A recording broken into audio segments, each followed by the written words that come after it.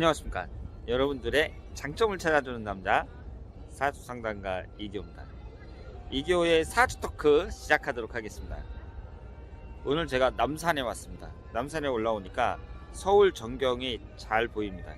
남산타워 꼭대기까지 안 올라가셔도요, 저 남산타워 안에 들어가면 입장료가 비싸거든요. 여기에도 서울 전경이 잘 보입니다. 서울이 뭐 크다면 크고 작다면 작은 면적이지만 이 안에 가볼 만한 곳이 많이 있습니다. 제가 서울에 오래 살았지만 자주 오진 않았어요. 지금 한 서너 번째 오는 것 같습니다. 서울에 사는 사람들도 롯데월드에 한번 안 가본 사람들도 있고, 그리고 서울이 매일 상징이라고 할 수 있는 남산 같은 데도 안 와보시는 분도 있습니다.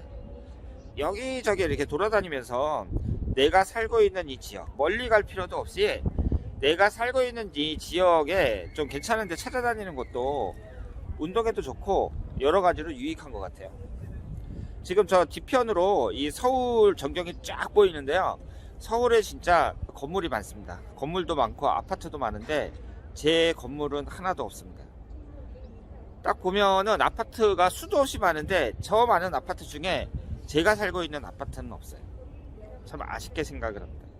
여러분들도 이제 열심히 돈을 벌으셔가지고 서울에 빌딩도 사고 아파트도 사시길 바랍니다. 제가 사주 유튜버니까 항상 여러분들을 만나면 사주에 대해서 말씀을 드리잖아요. 이렇게 뭐 남산에 나왔다고 해서 남산 얘기만 할 수는 없고 항상 사주에 대해서 말씀을 드리는데, 오늘은 사주를 딱 봤을 때 그 사람의 그 사주 명식의 특징에 대해서 말씀을 드리도록 하겠습니다. 물론 사주가 오행이 골고루 균형된 분들도 많이 있거든요. 그런데 이런 분들보다는 오행이 불균형한 분들이 더 많이 있죠. 목기운이 4개, 화기운이 3개, 토기운이 하나, 금기운하고 수기운은 없고, 뭐 이런 식으로 되어 있는 분들이 많습니다. 여러분들이 사주를 보실 때에는요, 일단 그 사주의 특징을 딱 파악을 하는데, 우리가 이제 세상을 살면서 먹고 사는 방법이 크게 두 가지가 있잖아요. 하나는 내가 직접 벌어서 먹고 사는 방법, 또 하나는 봉급을 받으면서 먹고 사는 방법. 크게 두 가지가 있습니다. 내가 직접 벌어서 먹고 산다는 건 자영업을 말하겠죠. 그리고 봉급을 받는다는 것은 직장 생활을 하는 걸 말합니다. 어떤 사람이 사주가 딱 있는데 관성운이 가장 강해요. 관성운이 3개라든가 4개라든가 이런 식으로 되어 있고 재성운은 약하단 말이에요. 그러면 이분들은 아무래도 사업가 체질보다는 직장인 체질이 맞는다고 봐야 됩니다. 공부를 잘한다면 공무원이 되는 것도 괜찮고요. 될 수 있으면 직장 생활을 하는 것이 좋습니다. 만약에 재성운이 상당히 강하다, 재성운이 3개, 4개 이렇게 된다, 그랬을 때에는 이분이 돈에 대한 집착이 강하다고 봐야 돼요. 그래서 직장운은 어떤지 살펴보고, 만약에 직장운이 안 좋다면 돈을 버는 쪽, 그러니까 사업하는 쪽으로 나가는 게 좋습니다. 이것은 단순한 방법이고요. 우리가 돈을 번다는 것은 그 사람이 재성운만 많다고 되는 게 아니고요. 그 사주의 식신상간운이라든가 재성운이라든가 여러 가지 조합을 잘 보셔야 되고, 무엇보다도 흘러가는 대운이나 일년운에서 구성이 좋아야 됩니다.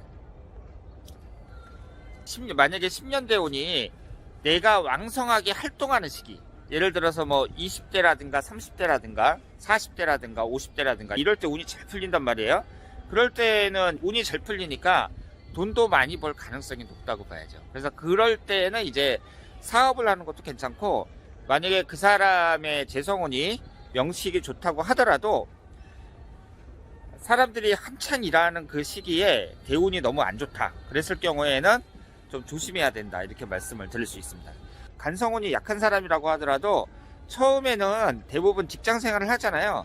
직장 생활을 하면서 자기가 무슨 좋은 아이템이 있다든가 아니면 돈을 좀 모아놨다든가 그랬을 때에는 사업을 할 수도 있다, 이렇게 생각을 합니다. 여러분들이 사주명식을 딱 봐갖고요, 이 사람이 목화토금수 오행 중에 어떤 오행이 강한가 이걸 보셔야 되고, 그 오행이 십성에서 어떤 것을 상징하는지 이런 것을 보셔야 됩니다. 목기운이 강한 사람들 있잖아요. 이런 사람들은 좀 논리적인 사람들이 많아요. 만약에 합리적이지 못한 얘기, 말하는 게 앞뒤가 안 맞는다, 그랬을 경우에는 목기운 강한 사람들은 상당히 싫어합니다.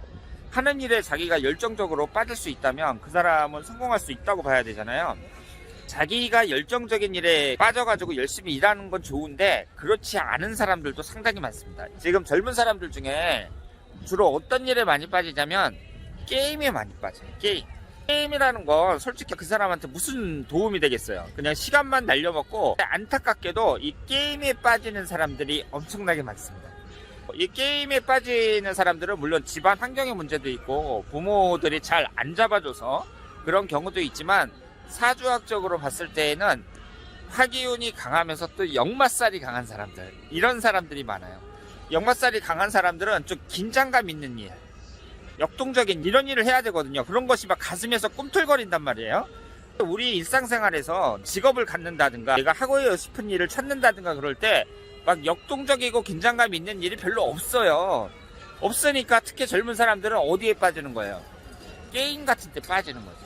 이런 사람들은 자기가 일을 만들어내 갖고 항상 열심히 일을 해야 돼요. 내가 진짜 열정적으로 빠질 수 있는 그런 일을 찾아가지고 거기에 사정없이 자신의 열정을 바칠 수 있는 일, 이런 일을 찾아야죠. 그러니까 요즘에는 게임이 아니더라도 그런 일은 상당히 많다고 보거든요.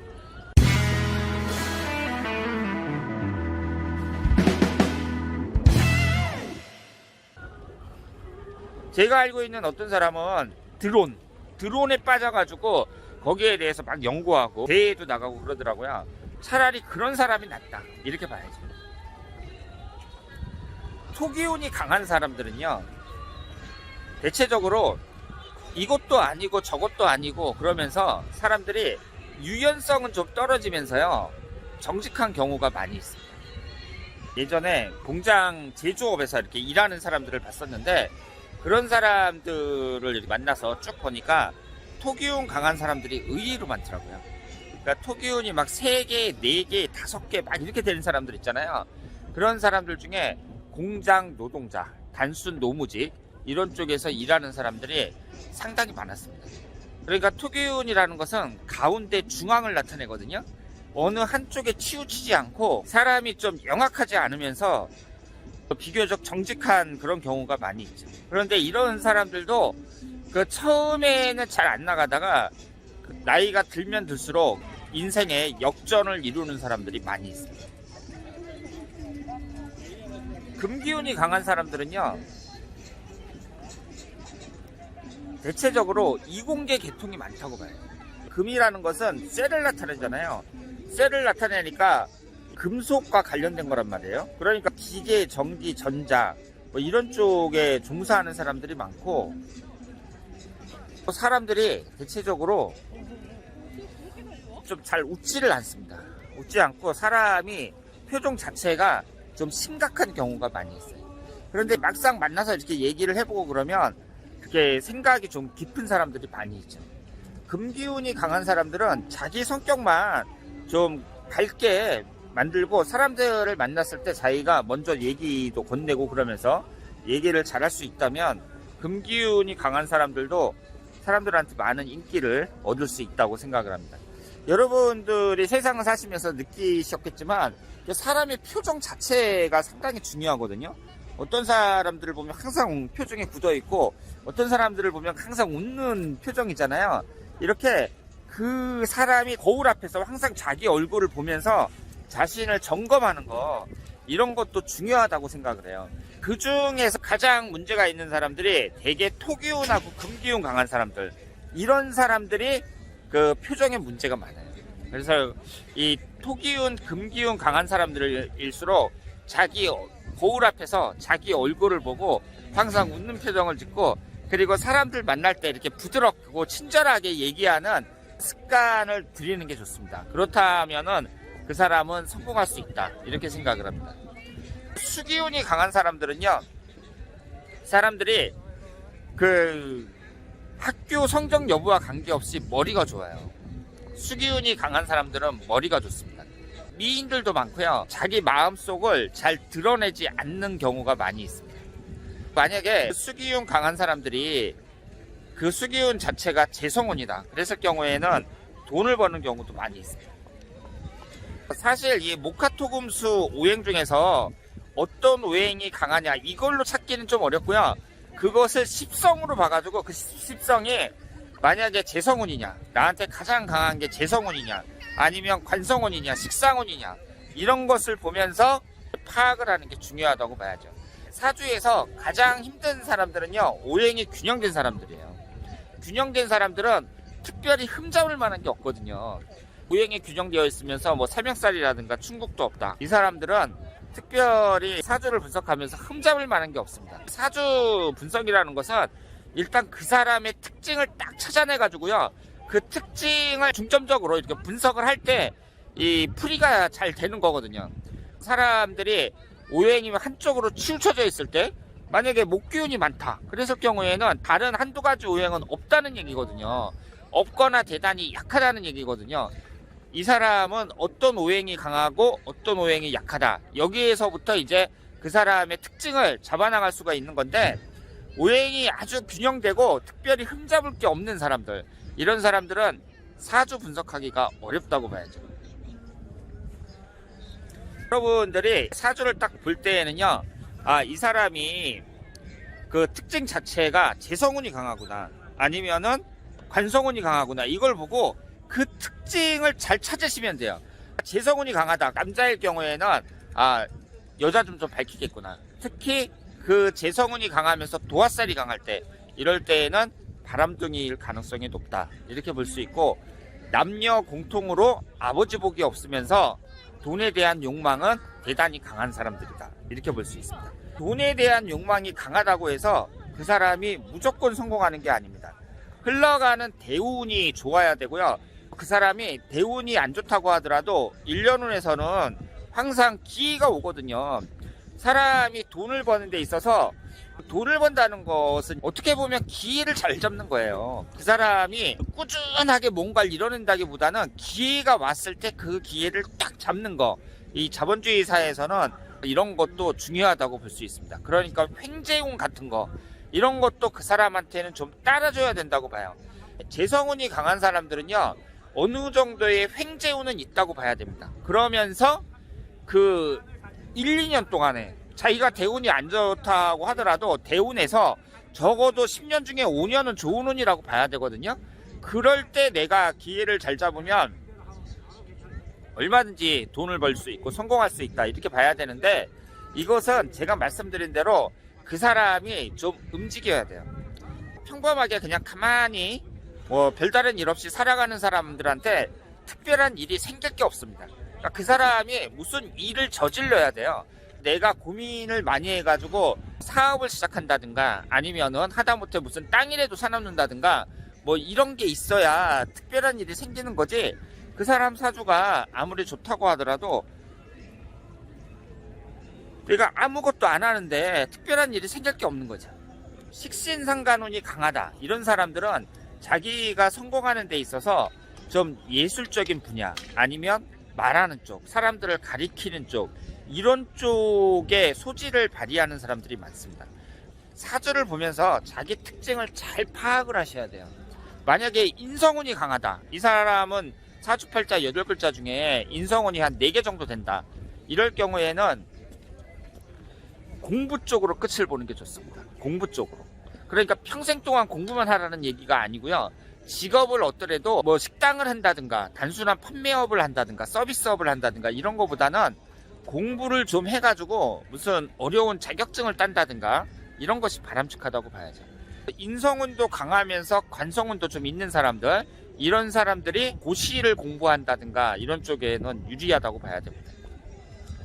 비경겁지가 강한 사람들은요, 이런 사람들이 오히려 그 사람만 좀 똑똑하다면 사업을 한다거나 자기 분야에서 성공하는 경우가 많이 있습니다. 왜냐하면 이 성공이라는 것은요, 자기 고집도 좀 있어야 되거든요. 일관되게 남들이 뭐라고 하든 자기 주관을 갖고 꾸준히 밀고 나갈 때 성공하는 경우가 많이 있습니다. 내가 무슨 사업을 하려고 그러는데 주변에서 다 안 된다고 그런단 말이에요. 그래서 너 그런 거 못하러 하냐 다 그러는데, 그 사람은 꿋꿋이 막 하다가 성공하는 경우가 있거든요.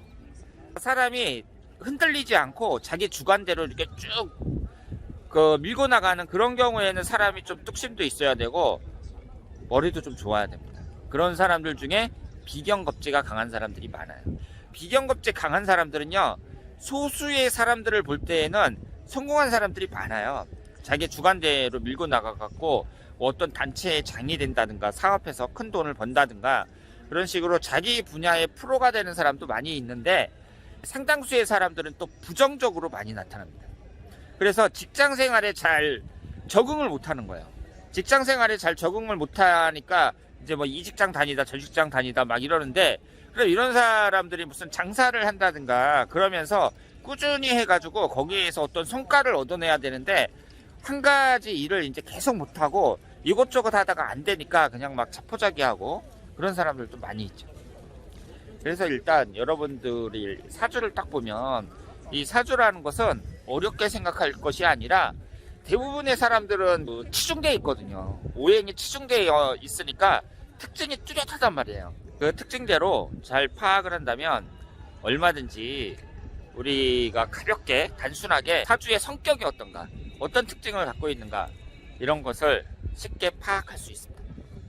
오늘 남산에 올라왔는데요. 남산이라는 것도 상당히 멋진 곳입니다. 케이블카를 타고 이렇게 왔는데 서울 전경도 다 보이고요. 멋진 산에 이렇게 둘러싸여 있고, 그 밑에 이제 아파트라든가 사람들 사는 집이 쫙 깔려 있는데 넓은 한강도 있고 보기가 좋은 것 같습니다. 이 돌아다니다 보면 갈만한 곳이 참 많은 곳이 서울이 아닌가 이렇게 생각을 합니다. 오늘 남산에 와서 여러분들과 함께 그 사주에 관련된 얘기를 나눴습니다. 다음에 또 제가 좋은 곳 많이 다니면서 여러분들과 재밌는 얘기 많이 나누도록 노력하겠습니다. 대단히 감사합니다.